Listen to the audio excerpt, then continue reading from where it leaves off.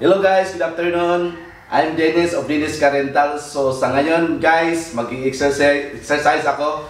So this year, aiming na papayat man lang kasi medyo malaki na yung tiyan natin. At hingal pag malaki na yung tiyan natin. So I started today, mag-start ako. So aiming for 3 months kung kaya ko ba na magbawas ng 10 kilos in 3 months. So yes, so today is February 9. Yes, so isusukat natin. Kung meron akong dito, timbangan. So yan, meron tayong timbangan. Try natin kung ilang kilo tayo. Yes.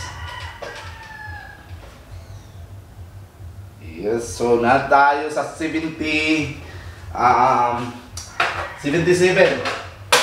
So 77 tayo yung timbang natin sa ngayon. So we aiming for 3 months na bababa tayo ng 10 kilos. So ang tanong, kaya po ba? Yes, so meron tayong mga equipment dito. Meron tayong punching bags, o heavy punching bags, and then same time sit up of barbell. Yes. So meron tayong sit up dito.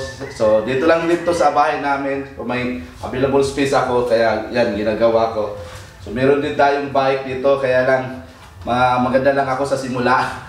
So after pandemic hindi na ginagamit pero I'm planning to kasi mayroon na mga sira at hindi magana ng mga gulong. So ipapipix ko yan tapos gagamitin ko rin. So yeah, so this time mabababoxing tayo, stretching muna tayo. So you guys, samahan nyo ako kung kakayanin ko ba for 10 kilos in 3 months. Let's go!